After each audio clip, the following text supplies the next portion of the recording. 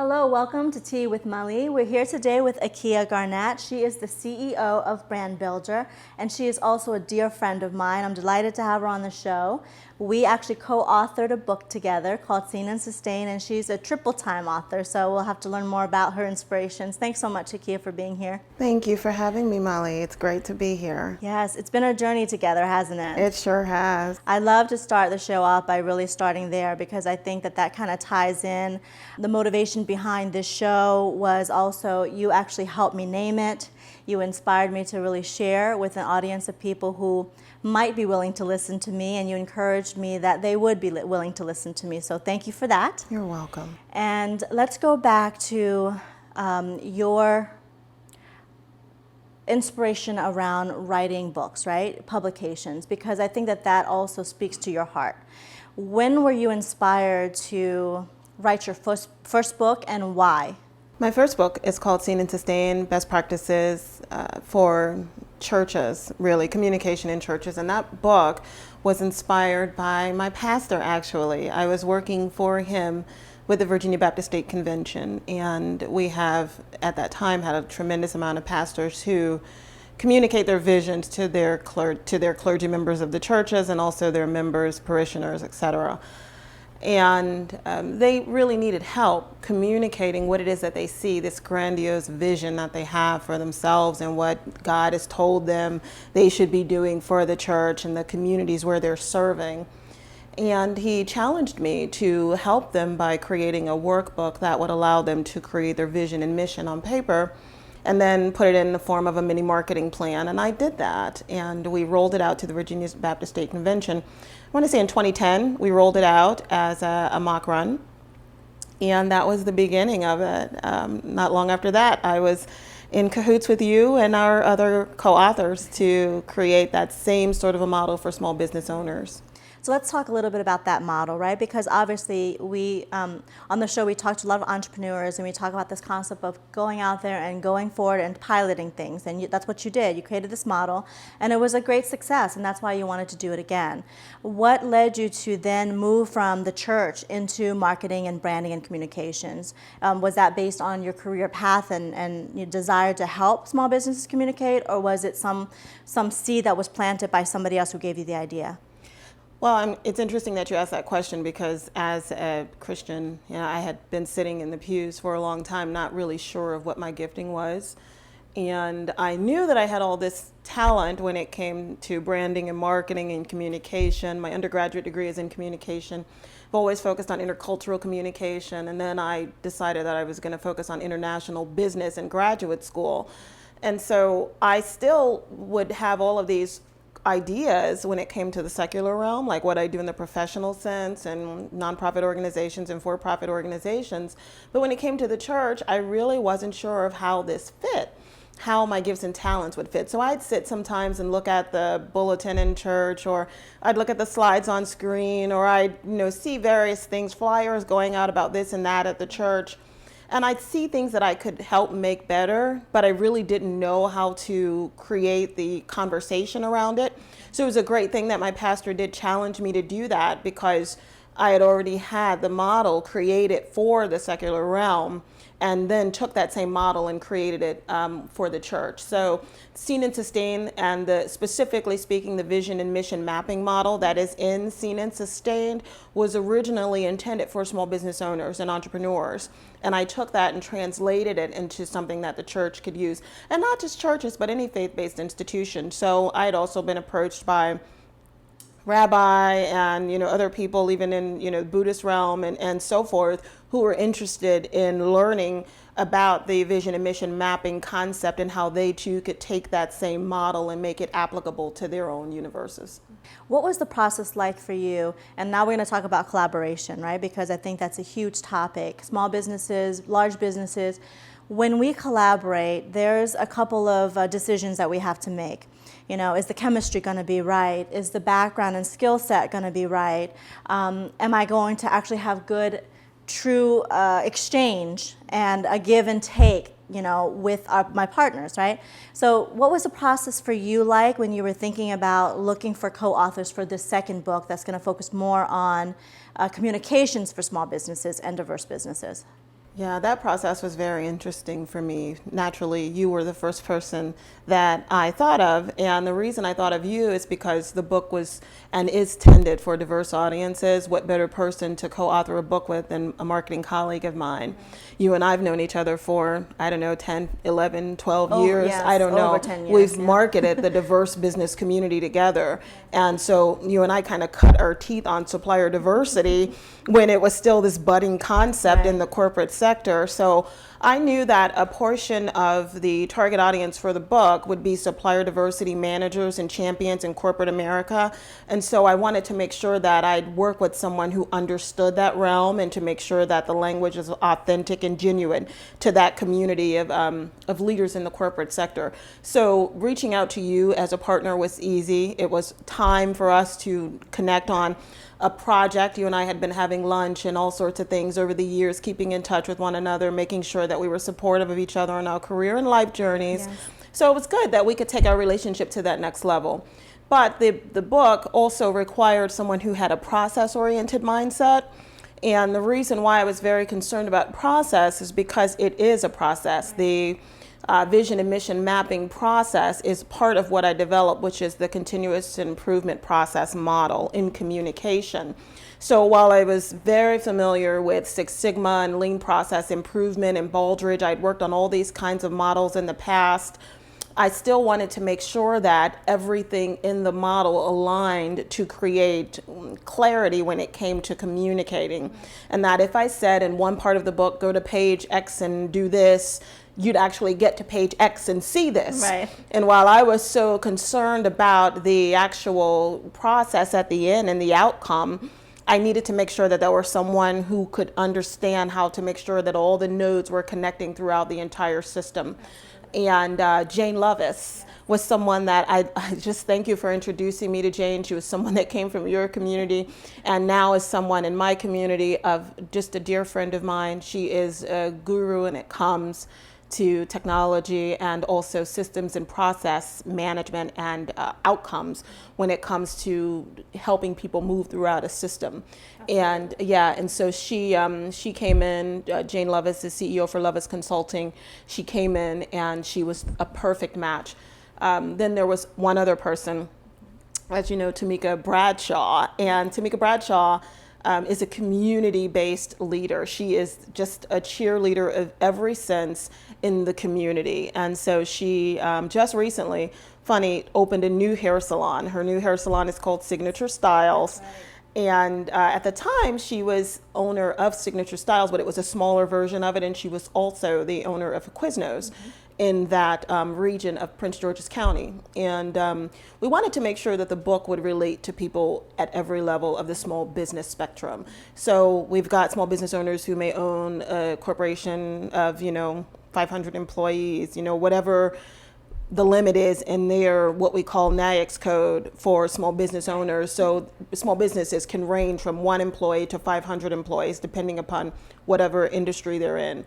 Wanted to make sure that the book would relate to every type of small business owner, from the mom and pop in the community doing, what they do in their convenience stores on the corner, to the owner of 1 franchise, to the owner of 50 franchises, to the owner of a small business that does seatbelts for Ford or Daimler Chrysler. Well, and I want to thank you for the opportunity, because under the Molly creative work that I do now, the vision and mission mapping process that came out of the system, the process improvement program, a process that you put together, has been a great support to the work that I do with my SOAR mapping. It's a part of the whole now of this process that I put the clients through. So that came from our collaboration. And I know that Jane is doing the same, and Tamika. So kudos to you for bringing us together and allowing us to grow and expand in our business and realm as well. So Seen and Sustained is one project, right, that you're working on. I know you're working on future publications. You also love this concept of branding. It's not just marketing, it's not just PR and media, it's all of it, yes, under the realm of communication, but your particular focus is on branding. And I'd love to learn why that became such a huge, attention, focus of attention for you, the word branding. And then when did you decide that personal branding and corporate branding were just as important? not one over the other? You know, branding is experience. And when I really got to the nitty gritty of helping people communicate through all of my education, through all of my experience working with my clients and writing and all of those things that I've been drawn to over the years, I knew at the crux of it all was helping people communicate about an experience, that experience of who they are and what they're moving toward. And that experience of who a person is or what an entity is and what it or they are moving toward are the same. One is a person, an individual. The other represents a group of people or a group of individuals. At the end of it all, it's still a dream. It's a vision. It's something that someone wants to see come to reality. And what better way for me to do that than to help them see the vision first or create the vision and then talk about the journey toward it. And so that's what branding is to me. And that's why I've been able to merge the two to help people understand that I can do personal branding based on one person or corporate branding based on a group of people. That at the end of the day, as I said, it represents a dream, a vision. It represents a faraway thing that people want to move toward. And so that's what I see branding as. That's how I continue to craft and help others craft vision statements every day that represent their own reality. So the work of branding, it's not just when a company is just starting off and starting from a blank slate and coming to you and saying, okay, I have the capital, I have a plan in place, I have a vision, but I don't know how to tactically create this so that I have the website and the logo and the business card. So they can come to you at that level. But there's also this work of rebranding or reboot in brand, or whatever the phrase is that, you're the expert in this, that you come up with. When does a company know, or when does a personal brand, someone who is refreshing their brand, when do they know that it's time? What are your recommendations on that? It's always time to brand. There is never, hopefully we don't wait until something goes wrong before we decide to do something right. There's always an opportunity to brand, no matter how big or robust, how much capital you have in your brand, equity, whatever you want to call it. There's always an opportunity to communicate more about something that's going to happen or something that is happening. So I work with, small businesses and nonprofit organizations and mid-sized businesses as well, helping them communicate whenever throughout their journey. And most times, realistically speaking, people do reach out when they've not been able to meet certain metrics or goals in their business plan. And, they may decide, well, I want to redo our logo. I think it doesn't really reflect who we are today. Or, they may really have had some changes in their vision and mission and decide that they need to recast their brand to better reflect who they are today. That's a good time to rebrand or to boost your brand. Sometimes, unfortunately, people end up having a crisis happen. And we got to jump in there and do some crisis management, which is also an opportunity to cast a wider net, rebrand, to also tell a story in a better and more clear, articulate way. So again, there's really not, a bad time or a great time to brand. Branding should happen every day, all day. But again, there are some things that can prompt us to brand, and those issues might be a lack of revenue, a lack of meeting your business goals, a lack of being able to keep up in the marketplace. You've got new competitors, you want to do some things differently, or crisis has occurred. Now I want to talk a little bit about personal branding, because I even have clients who have this concern. If I do personal branding along with my corporate branding, because let's say it's a CEO, then am I really truly self-promoting, and is it really going to serve? Like, there's this fine line and this fear of branding on a personal level and being the self-promoter and look at me, and they're fearful of the ego, people receiving it as this ego boost, and so the little talk in our head says, who am I to think that I can have a separate brand? What would you say to someone who really, how does a personal brand truly help and balance or maybe even elevate the corporate brand? Because that's a legitimate concern. Well, yeah, you mean when people fear putting themselves out there Yes. and looking as if they're making a mini god of themselves, and they've Absolutely. got all these fan pages. And That's a big fear. well, I'm pro branding, and so I think that any person who has something great to share in any particular area of life should not be afraid to tell the world about it. And the only way that you can tell the world about it is to brand it. Right? So you can just go on out there and stand on the street corner and yell your ideas away, and maybe one or two people walking by will hear you.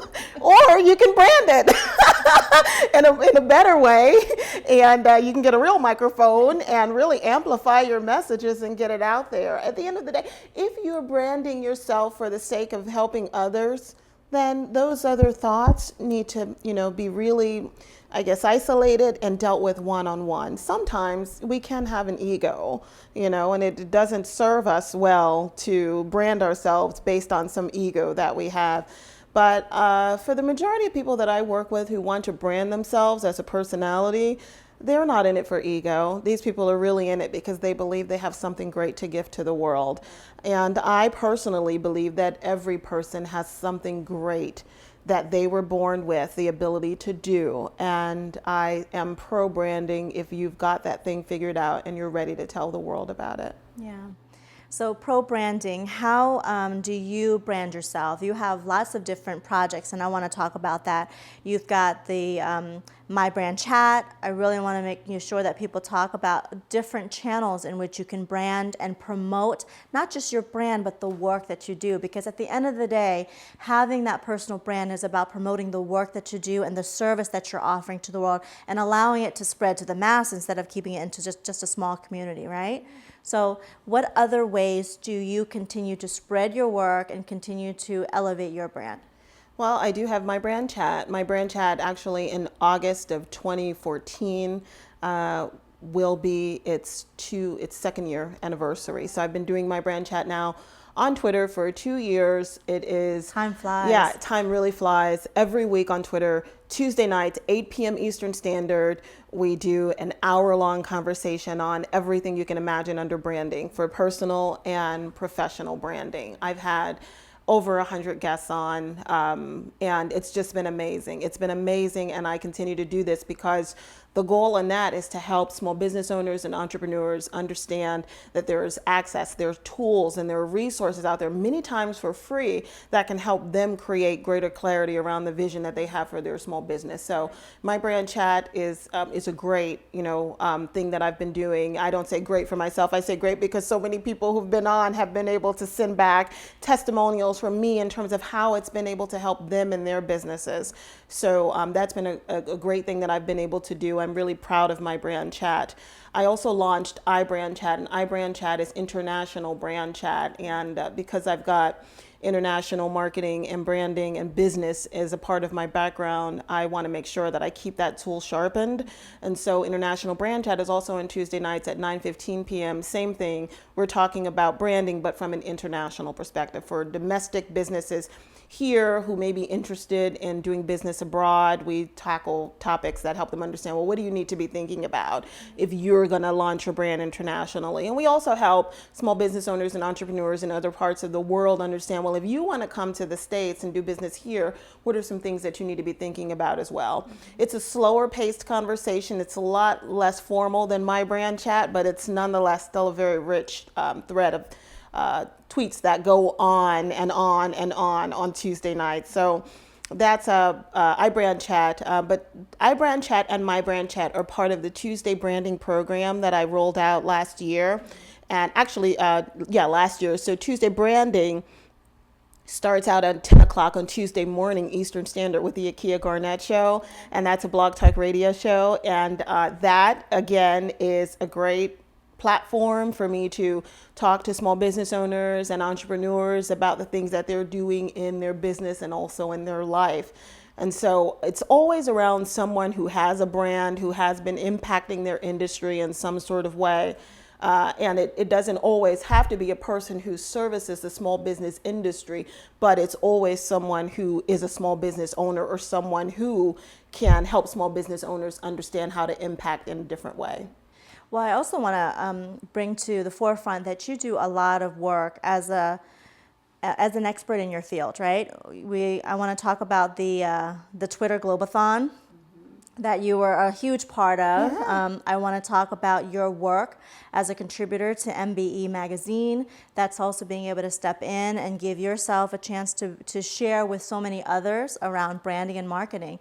And also you've taught at the university level, and you have done a tremendous job helping MBA students really understand that they have the opportunity to start their own or to have this entrepreneurial mindset. So let's talk a little bit about those three things, and why do you give so much to that community of small and growing businesses? Oh my gosh, one of my greatest accomplishments in the professional realm has been teaching at the university level. I always thought that I would teach college later in my career. I never ever thought I would teach at a young age.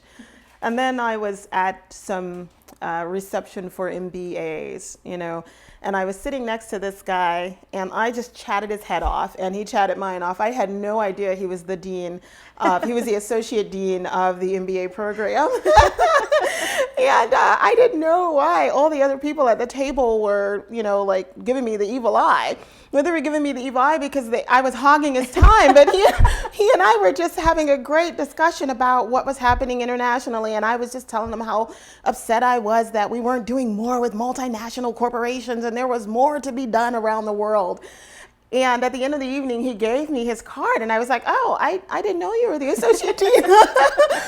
So, there I am driving, and I'm in my, fast forward a few years later, I'm driving and I'm in my own whatever, I'm in my own element. I'm going through the hills of Louisa County, Virginia, and it's so beautiful out there, so much farmland, it's amazing. And I get this email. I know I shouldn't be checking. Oprah Winfrey says we should not drive, and I should not be. I know. You haven't done that since, right? I haven't done that since, okay. So in any event, I check and I see this email come in, and that says that someone, one of the professors had dropped out from teaching a summer course, and he wanted to know if I would step in to teach a summer course. Wow. And I go, yeah, I will, but first, can I see the curriculum? and it was a funny way of saying, I think I can. And so once I accepted that, it was just magic from there. It was just beautiful from there. I became an adjunct professor for Trinity University and taught with Trinity for many years. Thankfully, I was able to bring you in also as an associate professor. Yes, and gave you a shot at wonderful. Being an associate professor, so that you are now Molly Phonpadith, associate professor of branding and marketing, and created a platform for many, many other business owners to come in and share with my students. Yes. I always wanted to make sure that the students understood that they have access to professionals while they are studying, not just when they graduate. Mm-hmm. And I went on to teach with Trinity in the undergraduate profession and also in the graduate profession. So I did consumer behavior courses, I did marketing, advertising, communication.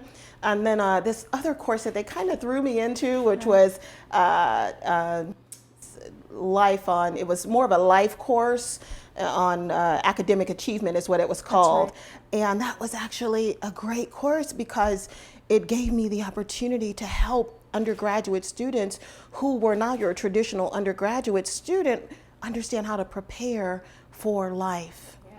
And so these undergraduate students could be any age. I mean, some of them were right fresh out of high school, but some of them, my oldest student, I tell this story sometimes, my oldest student was over 60 years old, but she had not been able to complete her bachelor's degree. And so they came into this course not really knowing how to prepare for college, how to be a student and succeed while you're a full-time employee or a mom or a dad or whatever.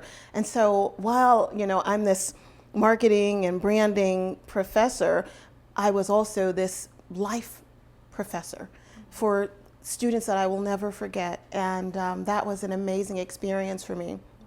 And you asked me about MBE magazine. How did they find you, and how did you start contributing to them? Well, supplier diversity, as I mentioned earlier, has always been something that was interesting to me, primarily helping small business owners understand, especially those from a diverse background, that there are still opportunities for them to compete, and that it should not be, a challenge to talk about your ethnicity or your background when in the procurement space. Right.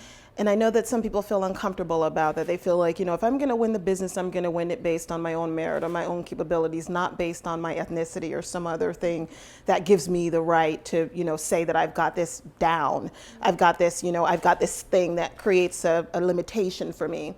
And so I took on the opportunity to be a columnist for Minority Business Entrepreneur magazine to help small business owners move through that concept, to help them become comfortable with competing, not just based on the fact that they've got a certain category of ethnicity, but based on the fact that they're qualified, that they're capable, but also, by the way, they happen to be, Hawaiian American, or they happen to be, American Eskimo, or they happen to be service disabled veteran, or they happen to be someone who's with the LGBT community. So, it really was a great opportunity for me to write often, to continue making sure that I'm published so that I can mark off that important thing on my own resume. It's important for me to remain visible and published because that helps me to feel as if I'm making that professional impact that I set out to make. And I hear so much from people who have been blessed by that column. It means a lot for me to be able to touch people in that way. So thank you for asking me about MBE Magazine. Good.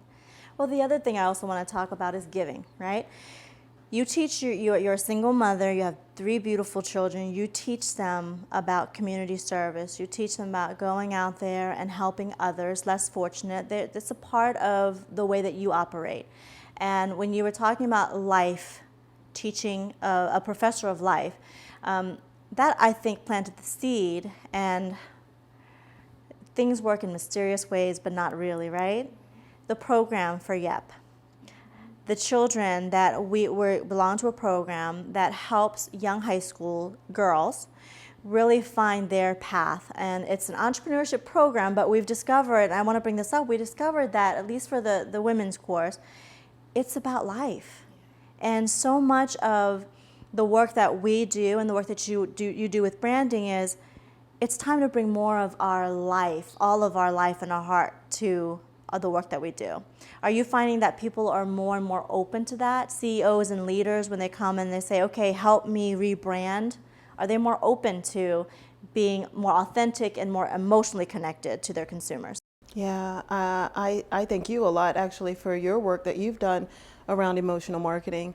I think you've been a real, spearhead, in this area, especially in the Washington, D.C. metropolitan area, and helping people understand that it's okay to add the emotion to your messaging. I mean, I think for a long time, everything has been black and white. And, we just wouldn't take anybody seriously who came and said, I want to center myself and, communicate from my core. Not many people took me very seriously at first either. So anybody who showed up and talked about, wanting to communicate from their core wasn't really taken seriously. But you've been able to do a tremendous amount of work in that way.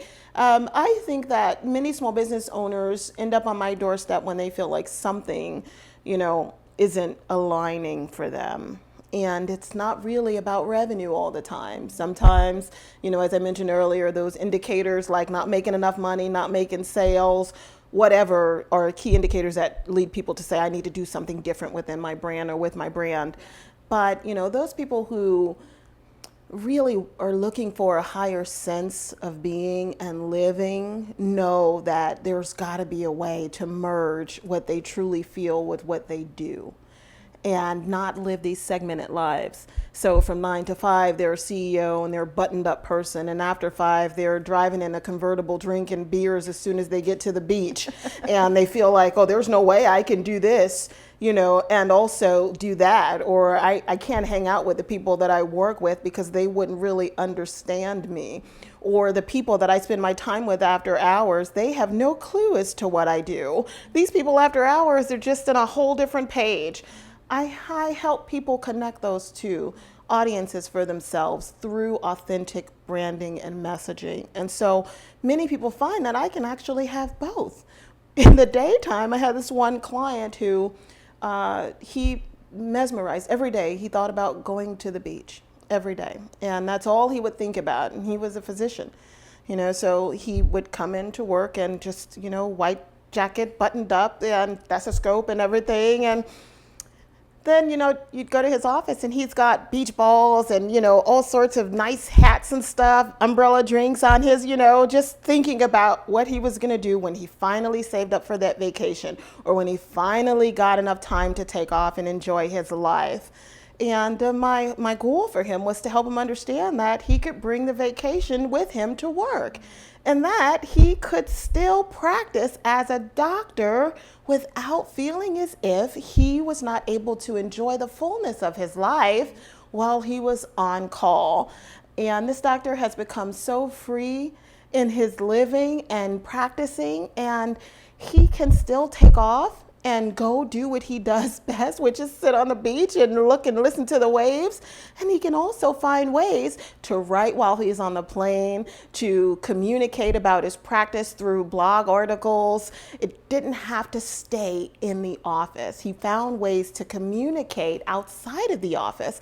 And he also found ways to bring some of the beach with him to his practice. Right. So if you go to his practice now, he's got photos of beach balls and all sorts of stuff with him. Not having a segmented life, but having one life. And that's what I, always help people understand. And what I want to try to leave behind with people is you have one life. It's better when you can merge them and create excitement around your full life versus waiting until 5 o'clock before you can live, or stretching out your work day for the entire day because you just don't have any other thing to do with yourself. So some people who start work at 8 o'clock and they're still working at 2 o'clock in the morning.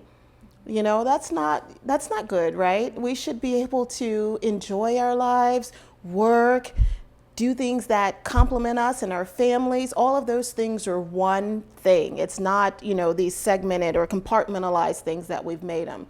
And when you can really tap into that, then you can brand about anything, anywhere, every day. I can sit here and do this discussion interview with you, and afterward, I can sit and blog about the experience, right? I don't have to wait till I get back to my office to do work, I can drive wherever I'm going and I can talk about that and I can use that for my next show or whatever. You can use this in a variety of ways, multi-purposing it. And so that's, one of the things that I try to, bring to people is an understanding of how life is just this one thing and it's not all these many different things. Well, and I've heard you speak. I mean, you're also a speaker and you've gone around and shared people the importance of branding all year round, every day, all the time. And what I find very inspiring about you is that you are a full-fledged mother and you're proud of it and you don't hide it and it's a part of who you are. It's in your work. You tweet about it, you share about it, you post it on your social media. You share very interesting journeys of your children asking unique questions and they ask you a lot about this world of entrepreneurship and you have your own set of worries, just like a lot of entrepreneurs out there who have children do. Am I providing enough of a stable life for them? Do they see me as a positive thing that I'm out there doing my thing and taking risks, or is it going to hurt them and harm them? How do you balance that? I mean, you have 3 children, you're a single mother. How do you allow them to see you in your greatness by being a risk taker, entrepreneur, and at the same time give them the stability they need, that they're going to be okay in this world of movement? Yeah. I mean, I know that I'm blessed in that way to be able to be a full-time entrepreneur and raise children. I'm thankfully just graduated my second daughter from high school. She's going off to college in August. I'll have 2 college-age children. My oldest daughter is a junior in undergrad. I mean, I can't believe she just went off to college. My kids. You've seen my kids, and I've got this 8th grade boy.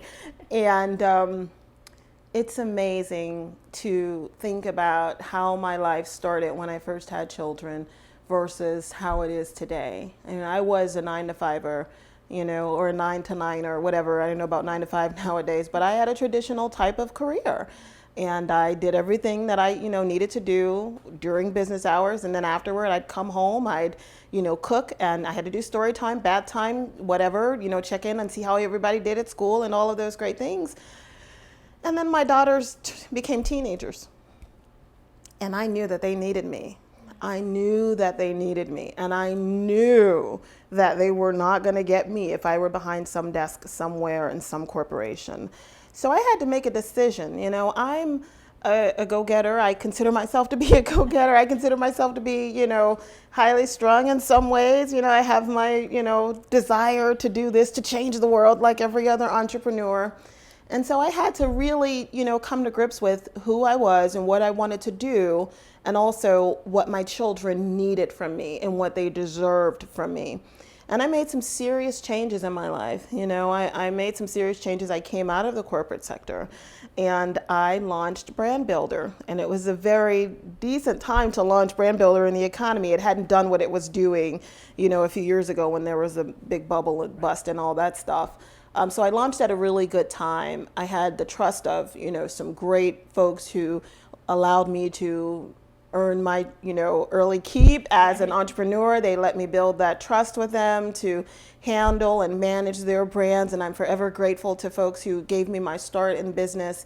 And that allowed me to be at every single, event that my daughters had going on, to shepherd, schlep them all around the city, all these different things that they wanted to do.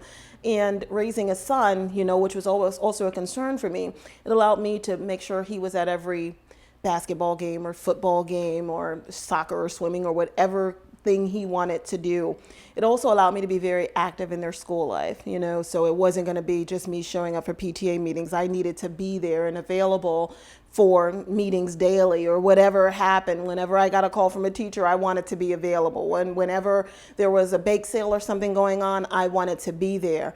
And the greatest thing that happened with my son is that I was able to walk him to school for 2 years, his last 2 years in elementary school. And that was a beautiful thing for me. And I don't know if he even remembers that, if he remembers that he and I used to walk to school together every day, but I hope one day he will think back to that. So in terms of me kind of flying high up there sometimes, I take my kids with me to many of my business meetings. You know that. I'll bring them. They'll come and crash a meeting in a minute, Yes, I've become their surrogate aunts now. Exactly. It's like And when I first started taking them to meetings, I used to be afraid because I thought maybe they were going to say something, or, they were going to get bored and just like start crying or something. I just didn't know what to expect. And then my kids would start, putting 2 and 2 together, and I'd hear them telling people, what I do. They'd start, oh, my mom, she does that, or my mom does branding, or my mom is or they'd start to talk about things that they know. Right. They'd say, oh, especially with my oldest daughter, Faith, she'd say things about sustainability. She was really, because at this point, I was really, really talking about not being wasteful when it comes to business practices and so forth, and she'd start to tout off certain things, well, I don't know if you want to do that. That may increase your carbon footprint. She said, and I said, where is this kid getting this from?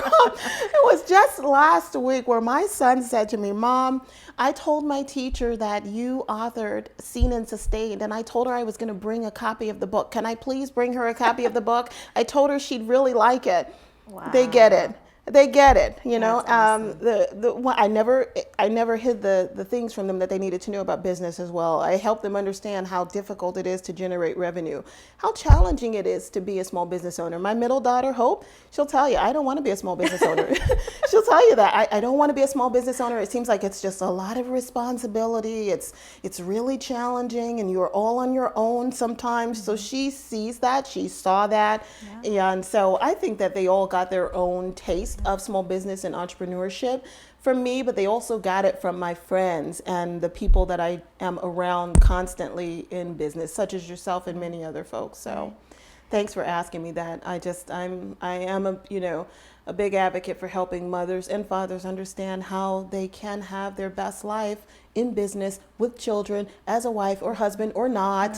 Right. It doesn't have to stop just because life changes in a way, And how important it is to be so transparent in everything you do, and especially with your kids, because they are impacted, and they are basically going through this journey of ups and downs with you. But communicating with them that this is a part of the entrepreneurship world also helps them identify maybe they don't want to do this. Yeah. And not everybody is going to be an entrepreneur. Not everybody's built to or interested in. So, for people who are even curious about whether or not this is for them, if you're curious, research it. Get people, find mentors, talk to one of us and say, what's it all about? And how is it going to impact my home life. Yeah, we'll tell And you the because real it will. deal. Yeah, it's not easy, right? So, Yeah. what are some of the proudest moments that you've had in your business? Like, if you can think back, it doesn't have to be specific, but what are some of the things that you're really proud of as an entrepreneur? And why do you continue to choose this path? Because there are times in my life, and I know there have been times in yours, where it's like, this is too hard. I'm just going to get a job. I've had a job before. I've been very successful, made a lot of money. I can do marketing anywhere, Yeah. any company with my huge resume. And yet we still choose this. Why do you choose it? Well, okay, there are two specific examples that I have. One is a bit more general. Whenever I'm working with people on the radio show and I get them to that place in the interview where they are just gone and they're in their own element, you know, they're in their own element and they're just talking and talking and talking and they're passionate, you know, I know I'm in the right place. I feel it. I know that I've helped someone communicate their truth, and that does it for me. That's one thing. And that's a bit more general. But more specifically, when I was in Africa last year, I was recruited to help launch and brand a cosmetics line in West Africa, one of 5 countries that this company, Molewa, which means beautiful child in Yoruba and in Nigeria, decided that they wanted to launch in West Africa first. And part of the reason why we were launching this cosmetics line is, of course, for revenue generation, for women in West Africa to be able to create revenue for themselves, create income for their family. So think of Mary Kay, yes. West Africa, right? So these women who have these little makeup kits, and they'd go door to door and sell makeup or recruit other women who were interested in becoming makeup saleswomen as well. But another part of the reason why we were there is to fight this whole concept of skin bleaching in West Africa and the image challenges that come along with that, self-perception and self-esteem challenges that are associated with wanting to modify the way that, you know, we look, the way, the skin color in any kind of way, purely for cosmetic reasons. And so being there and launching this brand and being the keynote speaker and talking and speaking to rooms of African women and men, not only about cosmetics, but about business, told me that I was in the right place. There I was in Africa speaking to rooms of people about beauty and the importance of accepting ourselves just as we are and finding a way to take our gifts and talents and communicate about them to the world, and that the world would accept it and that we would be successful. Talking to my brothers and sisters in Africa, it was a freaking amazing. It was amazing. I don't think I've had, you know, a height like that ever before in my career. And even still, when I think about the fact that, you know, I helped launch a brand in West Africa, it still blows my mind away that I was able to do that I was able to go there, and it was very successful. We did it in Accra, which is the capital of Ghana. We did it in Kumasi, which is a smaller city in Ghana. And there are several other countries that, you know, we will go back to, and we will continue to do that. And that allowed me to use all of my gifts. I was able to use the speaking. I was able to use the communication experience that I've gained. I was able to use my international business background. I was able to speak one-on-one with people and relate to them, sometimes in a motherly way. So it allowed me to use those maternal instincts sort of, and business in general, just so many different things that rewarded me as a result of being associated with that. Well, I know you have a deep love for anything and everything international, right? Where did that come from? I mean, you have a fascination with many countries, China being one of them. We won't go there on this episode. Don't take me to China. But you have this love of international. That's why you launched International iBrand Chat as well, because there's just for you this perspective, this lens that you have, and how important it is for us to actually go beyond the borders and be able to work with, again, some companies that you want to work with or have worked with, they're multicultural and multinational, right? Why is that why is that such an integral part of the branding work that you do? You know, when I grew up in Washington, D.C. You know, I was fortunate enough to grow up in a neighborhood that was pretty nice. You know, my great-grandfather worked for Washington Gas for years and years and years. He was smart enough to invest in some real estate. He passed on and left it to my grandmother. When she passed, she left it to my mom. And so I got to live in this neighborhood. That was pretty cool. You know, we had our own challenges, just like every other neighborhood. It was like a family on this block, this one block. And everybody was so related and close on this block, but there were still families that really didn't fit into our mold, meaning there were families of other races. So we've got a lot of black families on this block, and we would be in each other's houses. We'd have dinner or spend the night and all of those great things. And then right next to me, I lived next door to a judge, and you know, he and my mom used to talk, you know, all the time on the porch, but he really wasn't a part of our lives. We had, you know, other families on other parts of the block, and we'd say hello to them, but you know, there really wasn't any true connection there. It was really just cosmetic, if you were artificial. And it wasn't until my elementary school, junior high school experience, and high school experience were all in predominantly black scenarios. So while I was around other races and cultures, they really weren't a part of my own personal life and experience. It wasn't until I went to undergrad, and you know, it removed the barrier and any questions that I had about different people. And not only did it remove it, but it made it so interesting. You know, I got to get up close and personal with different people, and I found that they really were very similar to me. They just looked different, but we laughed about the same things. We had the same kinds of dreams and ideals.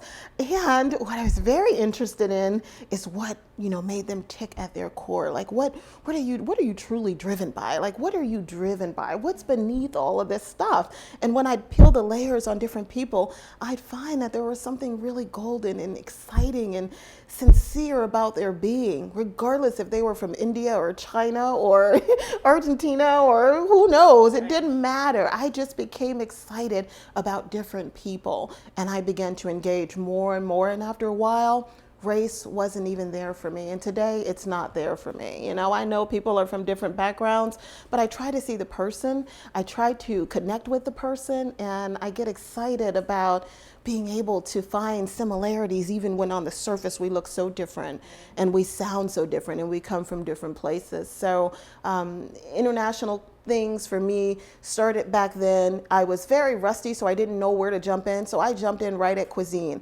I started, you know, eating at all these different types of places. Right. So I'd go and just find myself in an Indian restaurant, or I'd find myself in an Afghani restaurant or an Iranian restaurant or, you know, a Colombian restaurant. It didn't matter. I wanted to taste the foods. I wanted to see the people. And that grew and grew and grew to today. You know, it's just this melting pot in my mind of everybody. And I believe when we can start to see people as, you know, who they are at their core, then we'll have less of the challenges that we have today. I would agree. And I would say also when we got together to do Seen and Sustain, co-authored that was such a beautiful experience, you know, because it was beyond any ethnic background, color of your skin. It was really about our talents, you know, our unique experiences coming together and creating this beautiful thing together, which became an entity in itself, but with all of our energy and our heart. And I just inspire that in the world of entrepreneurship and in the world of collaboration and small business, growing businesses, large corporations. I mean, we forget that at the end of the day, we all want the same things. We want to feel valued. We want to contribute. You know, we want to feel special to those that we work for and those that we actually want to also serve, right? Mm-hmm. And so I'd love for you to kind of leave us with some final thoughts, words of wisdom to business owners and entrepreneurs out there, or even youth who are considering entrepreneurship. What are some wonderful tips and what are maybe some pitfalls to look out for? Tip number one, don't be afraid of your own greatness. Sometimes we can find something out really cool about ourselves and we get afraid to move in that direction because maybe we're going to fail or people are going to laugh at us or we're going to expose ourselves in ways that we won't ever be able to take back. And so I challenge people to move in the direction that pulls you regarding your life. And when you see that greatness with this, which is in you, and it's in all of us, we all have our own greatness. Don't be afraid of it, but move closer to it. Take that chance on yourself. Right. So you go and play lottery and you take a chance on your lottery ticket, take a chance on yourself. That's number one, and anybody at any age can do that. The second thing is to start familiarizing yourself with small business conversations. Jump into the conversations. Subscribe to The Economist. Subscribe to SBA's feed on the internet. Subscribe to smallbiz.com and all the other places on Twitter and on LinkedIn and other social media sites that put out publications and free content that will help you understand small business and being an entrepreneur before you even decide that that's what you're going to do, right? Because it's one thing to learn about your new craft and learn about business at the same time. It's a great thing to learn about business, and if you decide to pursue it, your craft, at least you already have all this intellect on what business is. So number two is go out there and start connecting with business owners, get involved in conversations. Even if you're not a part of any particular industry, just become familiar with business concepts and terminology. And the third thing is to reach out to someone who has a background in marketing and branding and just start having conversations. If you were you, or if I were you, what would you do about a personal brand that you would develop? Start thinking about that. Start having a conversation about that, because a resume is also a branding tool. It may not be online and public, like LinkedIn or something like that is sort of a published version of a resume, but a resume is still an opportunity to tell your story. So think about ways that you want to tell your story or have your story told. And a great way to do that is to have conversations with people who do that for a living. Marketeers, branders, people who are communication experts who can help you in that way. That's wonderful.